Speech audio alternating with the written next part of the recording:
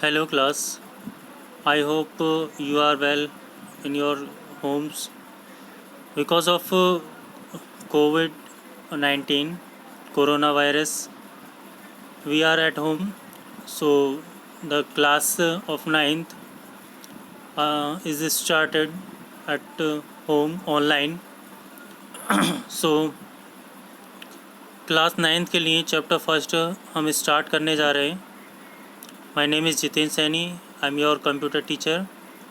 सो हम इस चैप्टर के टॉपिक वाइज एक्सप्लेनेशन करेंगे. एक एक टॉपिक मैं एक्सप्लेन करूँगा, उसके बाद क्वेश्चन आंसर नेक्स्ट डे में.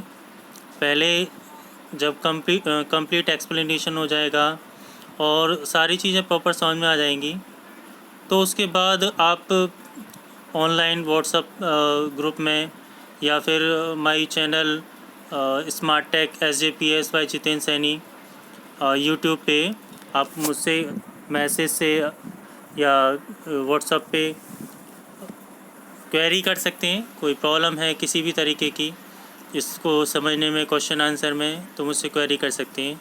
तो आज चैप्टर फर्स्ट हम स्टार्ट करते हैं. चैप्टर का नेम है फंडामेंटल्स ऑफ कंप्यूटर सिस्टम. तो जैसा कि आपको चैप्टर सर्फ में दिखाई दे रहा होगा, इसके टॉपिक्स जो कवर होंगे: computer system and introduction, characteristics of a computer, limitations of a computer system, areas of application computers, core functions of a computer, design of a computer system, memory unit for measuring computer memory और communication technology. तो देखिए, एक अच्छा सा thought है Bill Gates द्वारा. I think it's a fair to say that personal computer have become the most empowering tools we have ever created. They are tools of communication, they are tools of creativity and they can be shaped by their user. तो बहुत अच्छा thought है. अब हम आगे starting करते हैं. हमारा पहला टॉपिक है कंप्यूटर सिस्टम एंड इंट्रोडक्शन. तो कंप्यूटर सिस्टम के बारे में एक इंट्रोडक्शन दिया है. कंप्यूटर की बहुत सारी डेफिनेशन हो सकती हैं, हमें बस उसका सेंस समझना, मीन समझना, मतलब क्या, मतलब उसका क्या निकल रहा है, यानी कि सेंस सही होना चाहिए. डेफिनेशन अपने अकॉर्डिंग आप कैसे भी बना सकते हैं. अलग अलग बुक्स में अलग अलग तरह की दी हो सकती हैं. तो इसमें स्टार्टिंग करते हैं तो हम एक डेफिनेशन को समझ लेते हैं कि क्या लिखा हुआ है. A computer can be described as an electronic device, यानी कि एक इलेक्ट्रॉनिक डिवाइस होती है जो क्या करती है, that takes raw data as input, और रॉ डेटा को input as a input access करती है, लेती है फ्रॉम यूज़र से और उसको प्रोसेस करती है, and gives meaningful information as output back to the user, और बैक एज ए आउटपुट उसको बैक प्रोवाइड कर देती है यूज़र को. तो ये क्या है, एक डेफिनेशन बना दी. ये अपने सभी अपने अपने सेंस के अकॉर्डिंग इसको समझ सकते हैं, और कोई बहुत ज़्यादा टफ भी नहीं है, सिंपल है. तो अभी एक डायग्राम के थ्रू इसको समझ लेते हैं कि major functions perform by a computer, किस तरीके से फंक्शन परफॉर्म होते हैं. तो ये एक IPO की फॉर्म में इसको समझाया गया है. IPO means input process output. IPO cycle आपने सुना होगा, समझा होगा. तो इसमें आई का मतलब इनपुट, और इनपुट में क्या होता है, कोई डेटा दिया जाता है as an instruction given to the CPU और सिस्टम यूनिट, और ये जो CPU को दिया जाता है वो प्रोसेस होता है.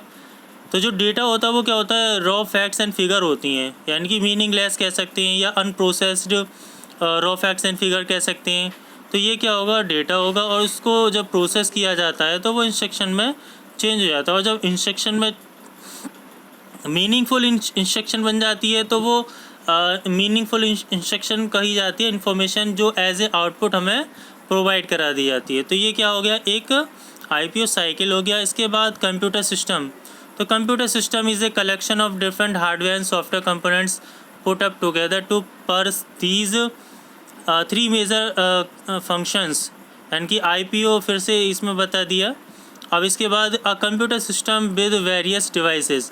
कंप्यूटर सिस्टम एक कोई पर्टिकुलर एक डिवाइस नहीं होती है, ये कई डिवाइसेस का एक कॉम्बिनेशन होता है।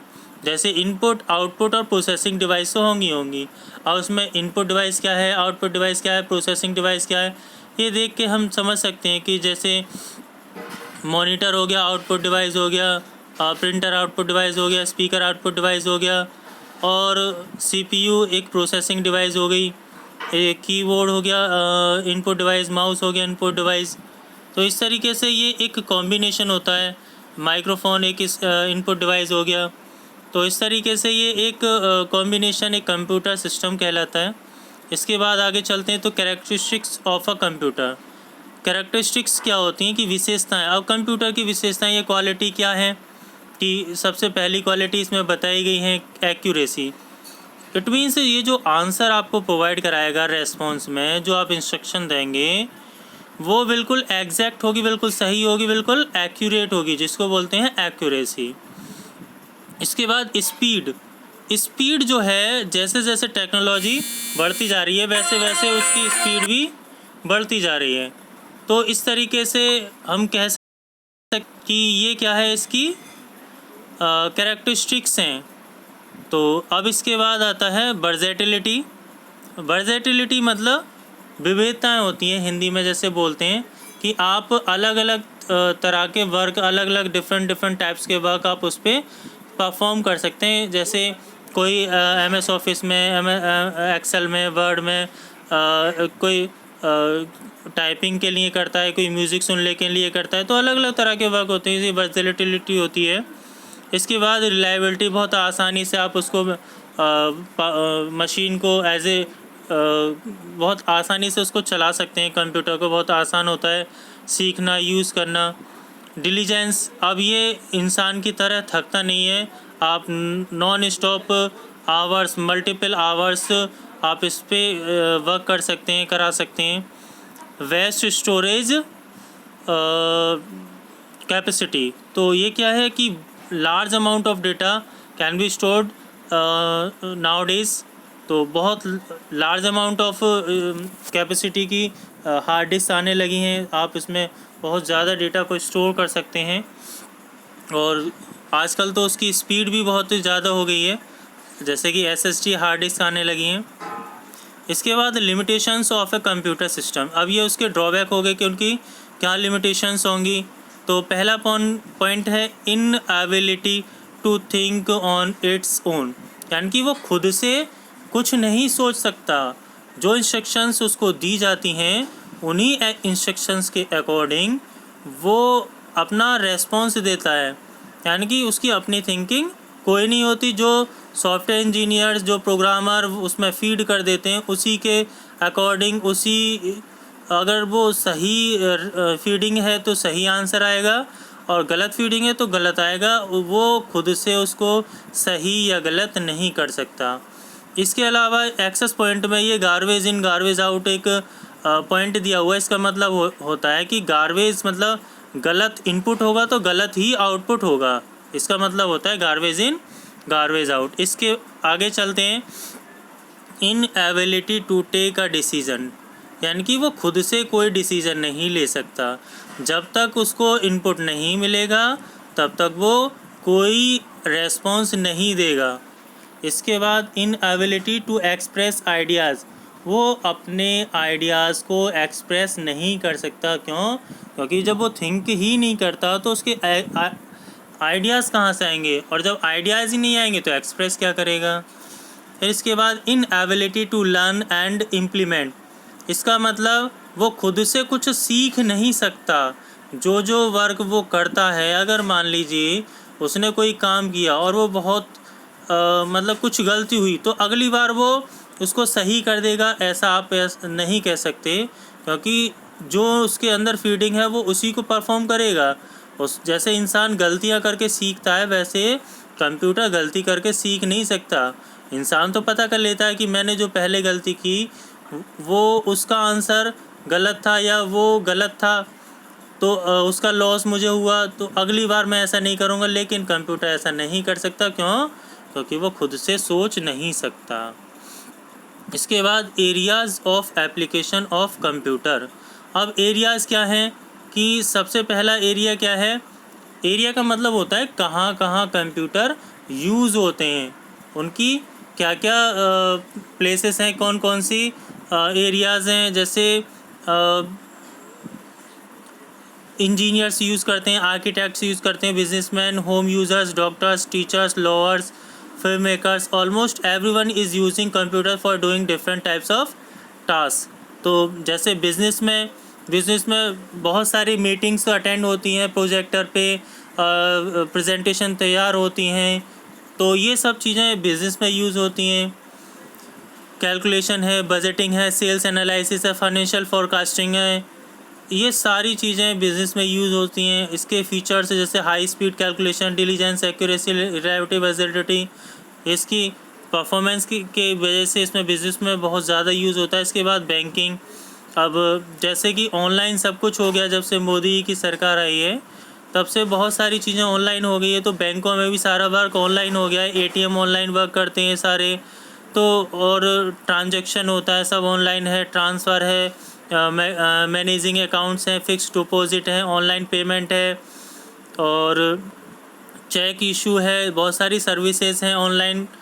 तो ये सब क्या है, बैंकिंग, डूइंग ऑनलाइन ट्रांजैक्शन, ये सब क्या हो गया है, कंप्यूटर का यूज़ हो गया यहाँ पे। एजुकेशन एंड रिसर्च में, एजुकेशन में जो जैसा कि देखिए कोरोना वायरस की वजह से अब सब कुछ ऑनलाइन क्लासेस आपको प्रोवाइड कराई जा रही हैं, तो ये एक बहुत बड़ा फीचर है कि अगर ये इंटरनेट और कंप्यूटर्स नहीं होते तो आप ऑनलाइन क्लासेस नहीं ले सकते थे, तो अब आप ऑनलाइन क्लासेस ले सकते हैं।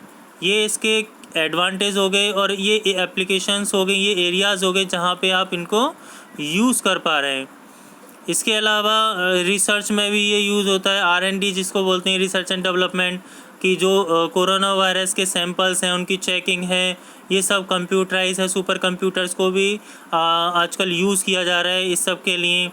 और देखिए आपकी बुक में क्या क्या बताया गया है कि प्रोग्रेस रिपोर्ट में, स्टूडेंट डेटाबेस में, टीचर्स डेटाबेस में, एजुकेशनल इंस्टीट्यूट में, ये सब कहाँ, इन सभी जगह पे कंप्यूटर्स का यूज़ हो रहा है। अब देखिए हेल्थ केयर और मेडिसिन, हेल्थ केयर मतलब चेकअप के लिए, जैसा कि फिर प्रेजेंट समय में कोरोना वायरस के चेकअप के लिए मशीन कंप्यूटर्स का यूज़ किया जा रहा है, और यहाँ तक कि उनके वैक्सीनेशन के लिए, यानी कि उनकी मेडिसिन, उनकी दवाओं के लिए कंप्यूटर, सुपर कंप्यूटर तक का यूज़ किया जा रहा है। फिर भी देखिए कंप्यूटर भी कामयाब नहीं हो पा रहे हैं, फिर भी प्रोग्रेस जारी है, और एक दिन ऐसा होगा कि कंप्यूटर ही इसमें बहुत बड़ा रोल निभाएंगे। तो इसके बाद आता है मिलिट्री में भी बहुत सारे टेक्नोलॉजी जो अब यूज़ होने लगी हैं, वो सभी टेक्नोलॉजी कंप्यूटर से ही कंट्रोल होती हैं। और इसके बाद साइंटिफिक रिसर्च, जितनी भी रिसर्च हैं, जो जैसा कि कोरोना वायरस पर रिसर्च चल रही है, ये सब कंप्यूटर से ही, मेडिसिन के बारे में रिसर्च चल रही है, तो ये सब रिसर्च में आएगा। इसके बाद इंजीनियरिंग की जितनी भी पढ़ाई होती हैं, जैसे इसमें कैड बताया है, कंप्यूटर एडेड डिज़ाइन, इसमें कंप्यूटर एडेड इंजीनियरिंग भी होता है। और जैसे इसका पूरा नाम है ऑटोकैड। तो ऑटोकैड एक सॉफ्टवेयर होता है जिसमें हम क्या करते हैं, किसी हाउस का मैपिंग करते हैं, मैप बनाते हैं, नक्शे बनाते हैं, उसके बहुत अच्छी बिल्डिंग्स के नक्शे बनते हैं, तो ये सब इंजीनियरिंग में यूज़ होता है। इसके बाद मैन्युफैक्चरिंग में, जैसे बहुत बड़ी बहुत अच्छे मॉडल्स बनते हैं। आपने मूवी देखी होगी टार्ज़न, उसमें कार का मॉडल बनाया था। रोबोट में देखिए कंप्यूटर का कितना अच्छा यूज़ हुआ था मैन्युफैक्चरिंग में। इसके बाद एंटरटेनमेंट में देखिए आप लोग इतने सारे चैनल्स एक समय में देख पाते हैं। आप मोबाइल के थ्रू, टीवी पे भी आजकल फेसबुक ऑनलाइन आप शेयर कर सकते हैं। आप अपने मोबाइल के सारे सॉफ्टवेयर्स को वहाँ पे प्ले कर सकते हैं, फेसबुक चला सकते हैं, व्हाट्सएप चला सकते हैं, तो ये सब अब ऑनलाइन हो गया है, और एंटरटेनमेंट में इसका बहुत बड़ा रोल है। इसके बाद पब्लिशिंग एंड प्रिंटिंग मीडिया, यानी कि डेस्कटॉप पब्लिशिंग, आप डिज़ाइनिंग, बहुत सारे सॉफ्टवेयर्स ऐसे हैं जो कंप्यूटर में डिज़ाइनिंग के लिए यूज़ होते हैं, जैसे Corel Draw, InDesign, Photoshop, page maker etcetera. ये सब किसके लिए, न्यूज़लेटर्स के लिए, ब्राउचर्स के लिए, बुक्स के लिए, मैगजीन्स के लिए। इसके बाद एनिमेशन एंड फिल्म्स, जो आप कार्टून मूवीज़ आप देखते हैं तो ये सब क्या है, एनिमेशन और फिल्म्स के एग्ज़ाम्पल हैं। तो ये सब आप कंप्यूटर से ही डिज़ाइन कर पाते हैं। ये इसके भी कुछ कोर्सेज होते हैं, उन कोर्सेज़ को करके आप ये सब फंक्शन कर सकते हैं। इसके बाद core functions of a computer. अब कोर फंक्शंस क्या होते हैं कि मेनली कंप्यूटर क्या क्या परफॉर्म करता है, तो किस तरीके से परफॉर्म करता है ये आईपीओ साइकिल में आपको पहले भी बता चुका हूँ कि data as a input process के लिए जाता है, प्रोसेस होने के बाद एज ए इंफॉर्मेशन आउटपुट की फॉर्म में आपको मिल जाती है। लेकिन जब प्रोसेस होता है उस समय एक स्टोरेज की ज़रूरत पड़ती है, जो इंटरनल स्टोरेज होता है एज ए कैश मेमोरी और एज ए रैम। ये दोनों इंटरनल मेमोरी हैं और फास्ट मेमोरी हैं, तो ये तीनों यूज़ होते हैं, इनपुट, प्रोसेस और output as well as storage. तो स्टोरेज में देखिए यहाँ पे design of a computer system, किस तरीके से इसको डिज़ाइन किया गया है कि जब program as a data, program and data as an input unit CPU के पास जाते हैं तो क्या होता है कि वो किसी स्टोरेज में भी मतलब स्पेस लेंगे, तभी तो आगे वर्क प्रोसेस होगा, और उसको कोई कंट्रोल करने वाला भी होगा, और वो हो सकता है कोई लॉजिकल ऑपरेशन हो या मैथमेटिकल ऑपरेशन हो, यानी कि अरिथमेटिक ऑपरेशन। तो ये सब सीपीयू के पार्ट हैं। कौन कौन से? एएलयू, सीयू और एमयू। एमयू मतलब स्टोरेज यूनिट। तो यहाँ पे सीयू को और एक्सप्लेन करके बता दिया गया है, और बाकी सब आईपीओ की तरह ही है। ये सब सीपीयू कंट्रोल करता है इन सब को, और देन लास्ट में आपको as a output result provide करा देता है। इसके बाद आता है आपका आईपीओ को और डिटेल में बताया गया है कि इनपुट यूनिट क्या होती हैं। जितनी भी इनपुट डिवाइसेस होती हैं उनको इनपुट यूनिट बोलते हैं, यानी कि the instruction given to the computer by an input devices, यानी कि जो डिवाइसेस इनपुट इंस्ट्रक्शन के लिए यूज़ की जाती हैं, इनपुट देने के लिए यूज़ की जाती हैं, उनको इनपुट यूनिट बोलते हैं। और जो आउटपुट यूनिट कौन सी होती हैं? जिन पर हमें रेस्पॉन्स में रिज़ल्ट मिलता है, उनको क्या बोलते हैं? Output unit. और इसके बाद प्रोसेसिंग यूनिट, मैंने आपको सीपीयू बता ही दिया था कि सीपीयू सेंट्रल प्रोसेसिंग यूनिट, इसको ब्रेन ऑफ कंप्यूटर भी बोलते हैं।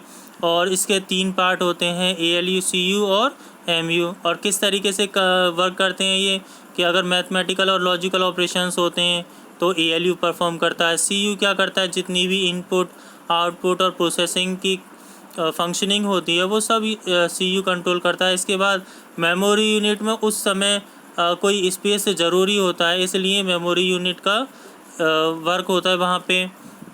इसके बाद सीपीयू के बारे में बताया गया कि the CPU was first developed at Intel.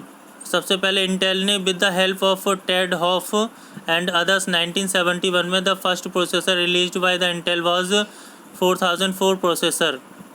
तो इस तरीके से, और all types of digital devices consist of a CPU. जितनी भी डिजिटल डिवाइसेस होती हैं उन सभी में क्या होता है? सीपीयू होता है, इंक्लूडिंग डेस्कटॉप में, लैपटॉप में, टैबलेट में, स्मार्टफोन्स हैं, and even modern flat TV sets. Intel and AMD are 2 most popular CPU manufacture for desktop, laptops and servers, while Apple, NVIDIA and Qualcomm are the popular smartphone and tablet CPU makers. यानी कि mobile जो smartphone हम लोग use करते हैं उसके लिए जो CPU डेवलप किए हैं वो किसने? एप्पल ने, NVIDIA ने और क्वालकॉम ने। इसके बाद आता है मेमोरी यूनिट। अब मेमोरी एक स्पेस होता है जहाँ पर हम डेटा को स्टोर करते हैं, डेटा इन्फॉर्मेशन को स्टोर करते हैं। तो मेमोरी 3 टाइप्स की होती है, प्राइमरी, सेकेंडरी और कैश मेमोरी। वैसे तो अभी तक आप सभी ने सिर्फ 2 ही मेमोरी पढ़ी होंगी, प्राइमरी और सेकेंडरी। प्राइमरी को हम इंटरनल मेमोरी भी बोलते हैं या मेन मेमोरी भी बोलते हैं। तो अब स्टार्टिंग करते हैं कि प्राइमरी मेमोरी में एक रैम होगी, रैम में स्टैटिक और डायनेमिक होती है, रोम में पीरोम, ईपीरोम, ईईपीरोम। सेकेंडरी में hard disk, magnetic tape, CD, DVD, blue रे डिस्क और कैश मेमोरी। तो अब स्टार्टिंग करते हैं यहाँ से प्राइमरी मेमोरी से। प्राइमरी मेमोरी में रैम बताया है। रैम वॉलेटाइल भी होती है, टेम्परेरी भी होती है। वॉलेटाइल मतलब जिसमें जो कभी भी चेंज हो सकती है, या फिर जब तक कंप्यूटर ऑन होता है तब तक ये मेमोरी वर्क करती है, और जैसे ही कंप्यूटर ऑफ हुआ उसके बाद वो मेमोरी में डेटा स्टोर नहीं कर पाएगी, क्योंकि ये सिर्फ ऑन कंडीशन में वर्क करती है। इसके अलावा इसको रैम को भी स्पेशली 2 टाइप्स बताए गए हैं। एस रैम मतलब स्टैटिक रैम, और डी रैम मतलब डायनेमिक रैम। अब देखिए स्टैटिक रैम और डायनेमिक रैम में बहुत थोड़ा सा अंतर होता है। ये क्या करता है कि जो स्टैटिक रैम है हमें इसको रिफ़्रेश करने की बार बार ज़रूरत नहीं होती है, यानी कि ये क्या करता है, static RAM continues to hold the data and instruction consistently till the power is supplied और there is no need to refresh. हमें रिफ़्रेश करने की इसमें ज़रूरत नहीं है। तो जब स्टैटिक रैम में रिफ़्रेश की ज़रूरत नहीं है तो रिफ़्रेश की ज़रूरत कहाँ होगी, डायनेमिक रैम में। और देखिए इसमें क्या है कि ये एक्सपेंसिव होती है और मोर पावर कंज्यूम करती है। और तो इसका अपोजिट दूसरी तरफ समझ लीजिए कि ये स्लोअर होती है और लेस साइज़ होता है इसका, smaller in size as compare to static RAM. और लेस पावर कंज्यूम करती है डायनेमिक रैम। अब इसके बाद रीड ओनली मेमोरी। ये एक मेमोरी चिप होती है जो मदरबोर्ड में इंस्टॉल होती है। ये परमानेंट मेमोरी होती है, और ये कैसी होती है, नॉन वॉलेटाइल, यानी कि इसमें चेंजेस नहीं हो सकता, ये फिक्स होती है। इसमें एक सॉफ्टवेयर होता है, बायोस नाम का सॉफ्टवेयर होता है। जब कंप्यूटर जब कंप्यूटर स्टार्ट करते हैं तो एक सॉफ्टवेयर इंस्टॉल होता है। ब्लैक कलर की स्क्रीन पे कुछ इंस्ट्रक्शंस चलती हुई दिखाई देती हैं, उनको बोलते हैं बूट स्ट्रैप लोडर।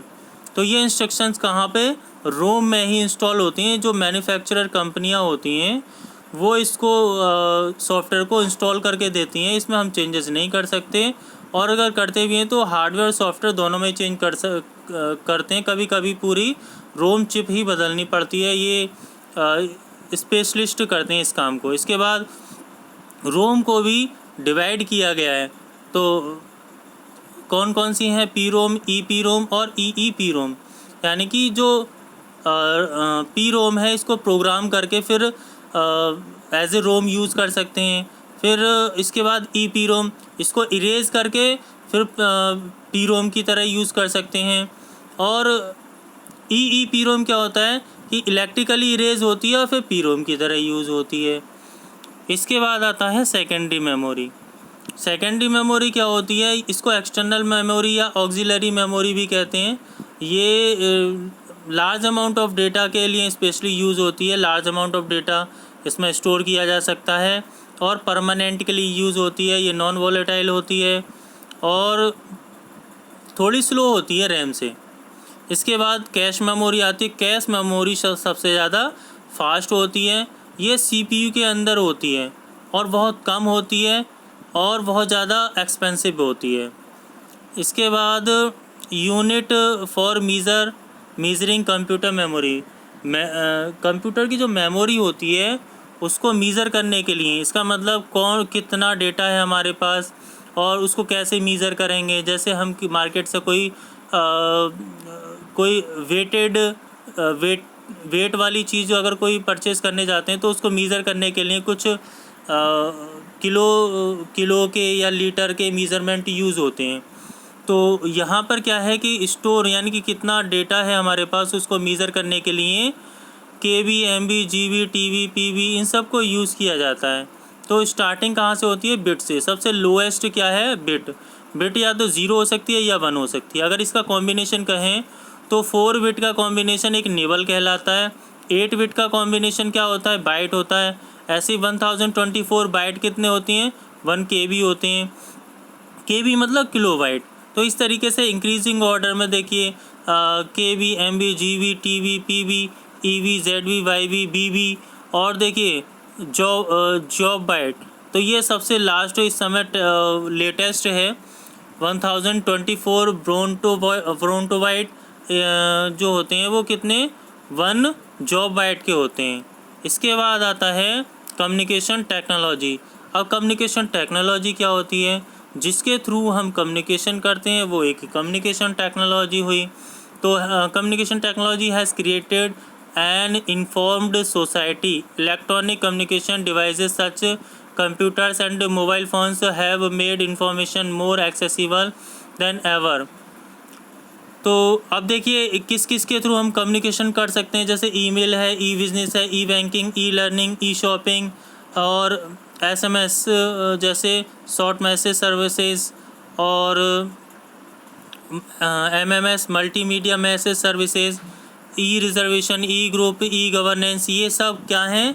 ये कम्युनिकेशन टेक्नोलॉजी के पार्ट हैं, यानी कि some of the popular value added services of communication technology. तो ईमेल के बारे में सभी को पता होगा, एक मैसेज सेंड करने के लिए ऑनलाइन किसी वेबसाइट से, जो जैसे कि जीमेल से हमने अकाउंट क्रिएट किया तो ईमेल से किसी भी पर्सन को जिसका हमें ईमेल अकाउंट पता होता है उसको सेंड कर सकते हैं।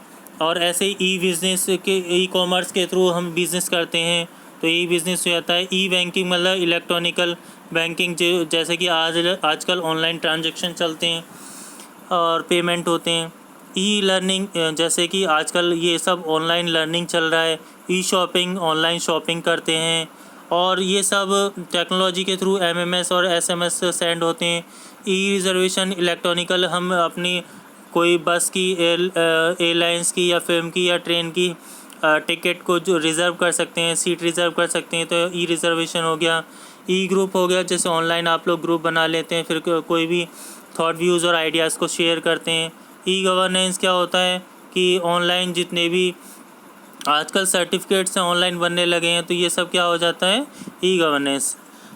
Now the chapter has completed, और IIT ग्लॉसरी में जो फुल फॉर्म है ये तैयार कर लेंगे, इसके मेमोरी स्टिक्स को पढ़ लेंगे, समझ लेंगे, इसके क्वेश्चन आंसर समझ लेंगे और अब इसके सॉल्यूशन भी इसमें कुछ क्वेश्चंस के दिए हुए हैं, इसको आप अपनी नोटबुक में कर लेंगे। जो अगर आपको लगता है कि बहुत ज़्यादा बड़ा है तो कुछ 1-2 लाइनें, 2-4 लाइनें आप शॉर्ट कर सकते हैं। बाकी यहाँ पर जो है ऑथेंटिक है सब कुछ और एक्सरसाइज आप तैयार कर लेंगे। बाकी अगर कुछ लगता है कि आपको अगर और इसमें कोई कमी है या कोई कुछ रह गया, कोई चीज़ समझ में नहीं आई है, तो आप मैसेज करके मुझसे कंसल्ट कर सकते हैं, क्वेरी कर सकते हैं। और इसका वीडियो आपको यूट्यूब पर मेरे चैनल पे स्मार्ट टेक SAPS पे बाय जितेंद्र सैनी पर मिल जाएगा और इसका लिंक मैं आपको आपके ग्रुप में सेंड कर दूंगा। So now chapter 1 has completed. Thank you and have a nice day.